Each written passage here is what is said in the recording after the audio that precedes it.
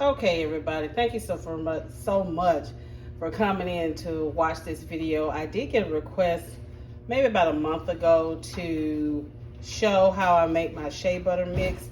I did this in a video way back, and this individual saw that I had did my own shea butter mix, and if somebody wanted to see me do it, then I asked and requested that you all let me know. Y'all excuse the noise in the background. I'm washing and drying clothes.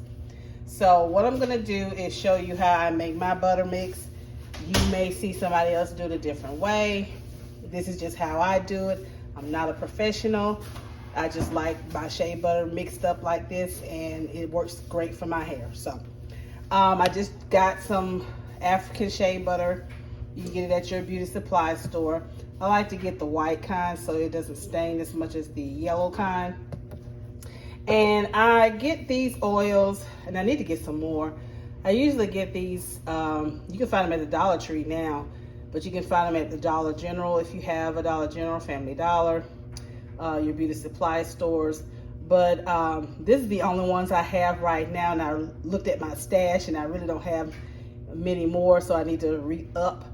But I use the peppermint and the tea tree oil, and with the peppermint it helps to make your hair stronger, improves the skin and itchy scalp.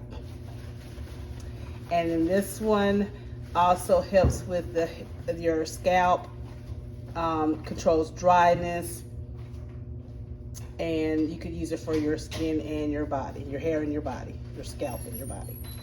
So, and I also use a little bit of coconut oil. I know coconut oil got a bad rap, but I like to use it for the purpose of making my shea butter mix. And because of that, this coconut oil helps to make it smooth like cake batter mix or cake icing.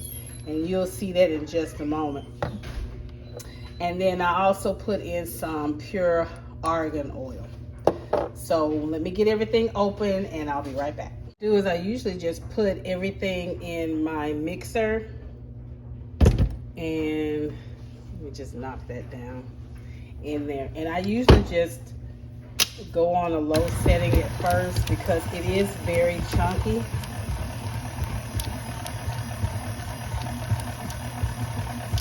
And then once I get it going a little bit, then I'll speed it up. But what I'm gonna do next is go ahead and put in my oils, and I just do that as it's mixing.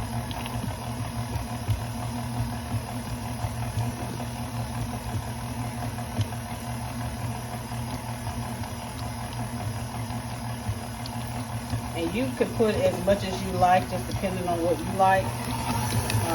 And then I go ahead and put it on high speed, because after that it helps to break it up.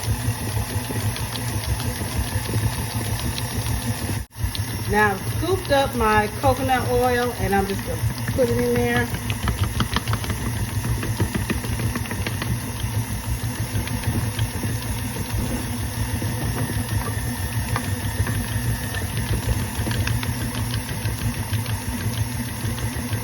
I just let it mix until it gets loose.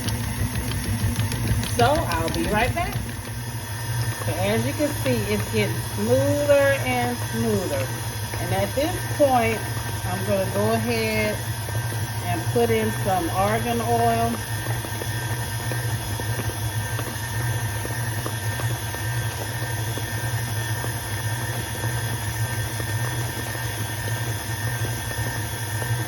About 4 droplets, and I'm just letting it whip away.